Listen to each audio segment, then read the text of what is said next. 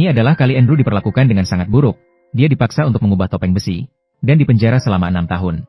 Tidak ada yang tahu mengapa dia harus memakai topeng besi. Dengar-dengar dia memiliki hubungan tertentu dengan keluarga kerajaan. Setiap bulan ada pendeta yang datang untuk berdoa untuknya. Namun kali ini pendeta menyembunyikan sebuah mayat yang mengenakan topeng besi yang persis seperti dia. Segera setelah itu dia memanggil pengawal dan melaporkan bahwa dia telah terinfeksi wabah mematikan. Begitu pengawal mendengar tentang wabah mematikan, mereka segera membakar mayatnya di tempat. Dengan begitu, pendeta secara diam-diam membawanya keluar dari penjara. Dia terhuyung-huyung menuju perahu kecil, meninggalkan tempat itu menuju tempat yang aman. Setelah itu mereka menggunakan palu untuk memecahkan topeng tersebut. Ketika topeng itu perlahan-lahan dilepas, sebuah wajah yang mendalam muncul di depan mata semua orang. Setelah diperbaiki, orang yang tersamar ternyata adalah Raja Louis XIV saat ini. Dua pendekar pedang yang tersisa dalam kelompok pengguling raja sangat terkejut, hanya pendeta yang tetap tenang. Pendeta mulai menceritakan masa lalu pria ini, saat ratu melahirkan sepasang kembar. Raja saat itu untuk menghindari perebutan tahta di antara kedua anaknya, telah memerintahkan pendeta untuk mengirim salah satu ke pedesaan. Dan orang yang diam-diam dibawa pergi adalah pria di depan mata. Sebelum meninggal, Raja mengungkapkan rahasia kepada saudara Andrew yaitu Louis XIV. Orang Inggris, karena ingin mengambil alih tahta dengan mudah, juga khawatir bahwa adiknya akan mengancam posisi raja. Jadi mereka mengirim pendeta untuk memaksa dia mengenakan topeng besi dan menempatkannya di penjara gelap sepanjang hari dan malam. Setelah berhasil naik tahta, sang saudara menjadi raja tiran.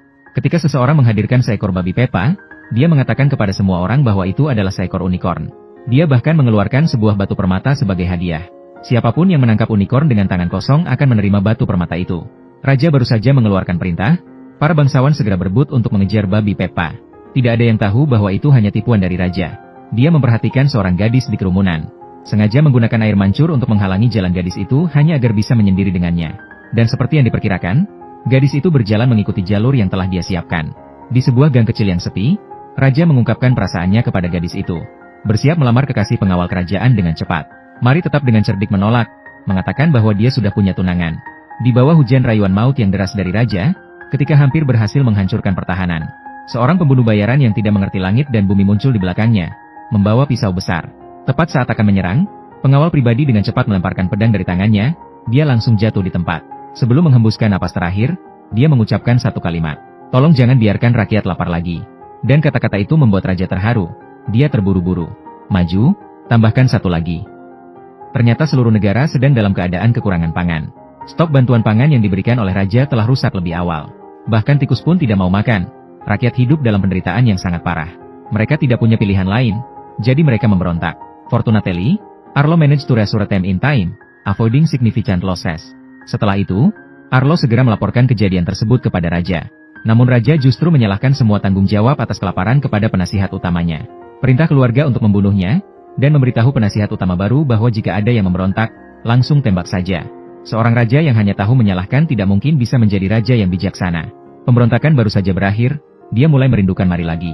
Agar segera mendapatkan sang pujaan, Raja mengirimkan saingannya, Lune, ke garis depan untuk bertempur.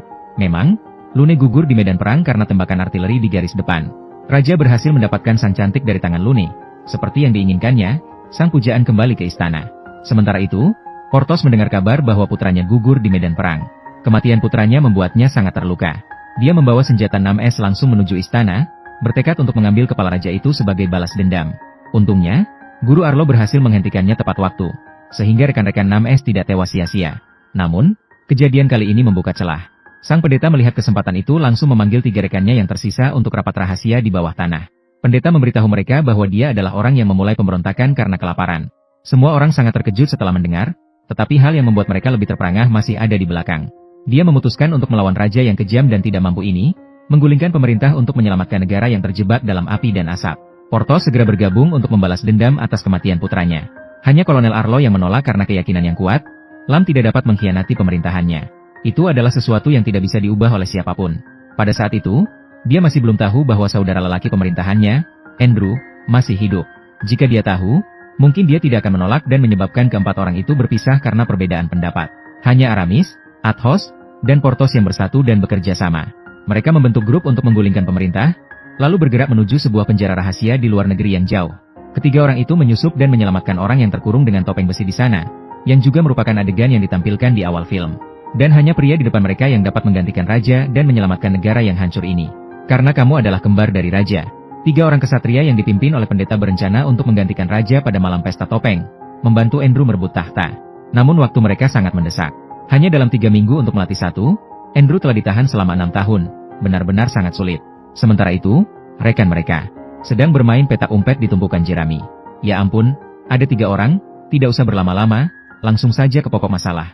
Karena waktu yang terlalu mendesak, Potos berlatih siang dan malam untuk mengajari Unreal meniru setiap gerakan raja.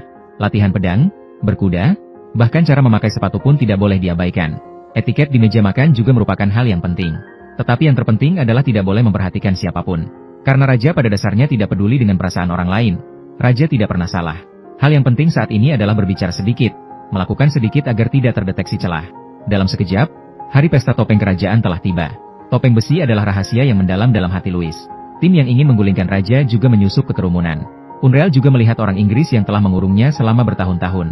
Dia dingin dan penuh dengan aura yang megah. Saat sedang menari dengan ratu, raja tiba-tiba melihat dalam kerumunan bayangan sebuah topeng besi. Segera setelah itu muncul orang kedua, lalu ketiga. Membuat raja tidak bisa tidak merasa tergerak di dalam hati. Topeng besi adalah rahasia terdalam Louis. Dia yang memerintahkan untuk mengenakan topeng besi kepada saudara kembarnya, Unreal. Louis panik tidak sempat berpikir, segera berlari ke kamar tidurnya. Kapten Arlo juga segera mengejarnya. Tetapi dia dikurung oleh raja di luar. Saat itu, kelompok mereka juga sudah mengikuti terowongan rahasia ke kamar tidur dan dengan cepat melumpuhkan raja. Ketika raja sadar, dia menyadari bahwa dia dan saudaranya telah bertukar identitas. Unreal berusaha menahan kecemasan dalam hati. Berusaha menunjukkan ketenangan, melangkah menuju tahta. Melihat semua orang di pesta topeng dengan penuh rasa hormat, Unreal tiba-tiba merasa bingung. Tapi saat inilah, untuk pertama kalinya dia menunjukkan karisma seorang raja. Saat itu, Ibu Suri datang untuk menghadiri pesta topeng. Dia hanya melirik sekali dan langsung mengenali orang di depannya adalah Unreal. Di mata ibu, anak selalu unik. Namun, kerinduan Unreal akan kasih sayang keluarga membuat Kapten Arlo curiga. Dia segera memberi perintah untuk mengunci seluruh istana. Sementara itu, kelompok mereka berencana untuk membawa raja yang sebenarnya melarikan diri. Namun, saat mereka bersiap untuk melarikan diri, mereka dihentikan oleh Arlo. Kedua belah pihak langsung terlibat dalam bentrokan yang sengit. 3 orang berjuang sekuat tenaga untuk menerobos kepungan. Namun sayangnya, kekuatan mereka terlalu lemah. Akhirnya kedua raja tersebut ditangkap oleh Kapten Arlo. Rencana kali ini sepenuhnya gagal. Unreal sekali lagi jatuh ke tangan kakaknya. Namun raja telah mengatakan kepada Kapten Arlo bahwa orang itu adalah saudara kembar dari dirinya. Mendengar hal ini, Arlo sangat terkejut. Dia perlahan-lahan membungkuk, menunjukkan kesetiaannya. Harapannya adalah untuk menyelamatkan Unreal dari kematian. Namun akhirnya raja tetap memerintahkan untuk mengenakan kembali topeng besi kepada Unreal. Dan mengurungnya di penjara gelap tanpa melihat sinar matahari. Saat itu, kelompok pemberontak melihat lambang Arlo di markas rahasia mereka. Setelah mengetahui detail tentang tempat penahanan dan waktu pemindahan penjara Unreal, seluruh kelompok memutuskan untuk mengambil risiko lagi. Semua orang menyamar sebagai orang di dalam dan berhasil menyusup ke penjara. Pada saat yang sama, raja juga mendapatkan berita dan memimpin pasukannya menuju penjara. Kelompok pemberontak telah menemukan Unreal. Tetapi saat bersiap untuk mundur, mereka bertemu dengan Kapten Arlo. Mereka segera menghunus pedang dan bersiap untuk bertempur, tidak menyangka Arlo benar-benar memilih pihak mereka. Dari mulut raja, dia tahu Unreal dan raja adalah saudara kembar. Tidak ingin membiarkan Unreal jatuh ke dalam neraka duniawi sekali lagi. Dia tidak bisa hanya berdiri diam, karena dia adalah untuk mereka. Semua orang baru saja keluar dari penjara, raja sudah membawa pasukan yang datang. Mereka terpaksa mundur ke penjara, menggunakan palang sementara untuk menghalangi pintu.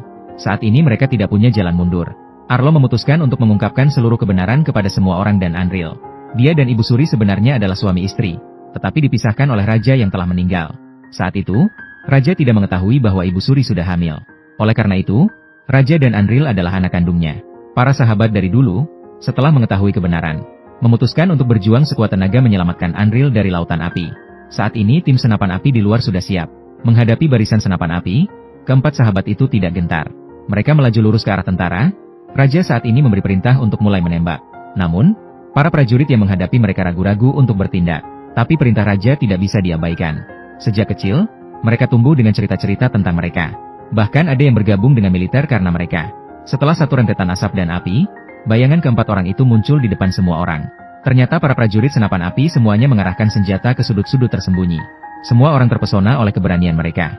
Kapten baru senapan api mencabut pedang panjang, memberikan mereka penghormatan tertinggi. Prajurit lainnya juga mengikuti satu persatu. Raja terpojok dan mengeluarkan belati untuk berencana membunuh Andrew. Dan sekarang dalam situasi berbahaya, Arlo menghalangi Andrew. Andrew melangkah maju berniat untuk membunuh saudara kembarnya. Arlo yang masih memiliki sedikit napas telah menghalanginya. Hal yang paling tidak ingin dilihatnya adalah dua saudara itu saling membunuh. Arlo telah mati tepat di depan Andrew. Orang yang benar-benar mengenakan topeng bisa jadi adalah dia. Dia bersabar demi putranya, tetapi tidak bisa mengenali satu sama lain. Ketika dia mengetahui putra bungsunya masih hidup tetapi tidak segera muncul. Ketika dia mengumpulkan keberanian untuk muncul, semuanya sudah berlalu. Kali ini giliran raja mengenakan topeng jelek itu. Terjebak dalam penjara tanpa akhir itu. 3 pengkhianat yang ingin menggulingkan raja juga memutuskan untuk setia kepada Andrew. Dengan bantuan mereka, negara mulai makmur dan damai. Dia adalah raja terhebat dalam sejarah. Hukum Louis XIV.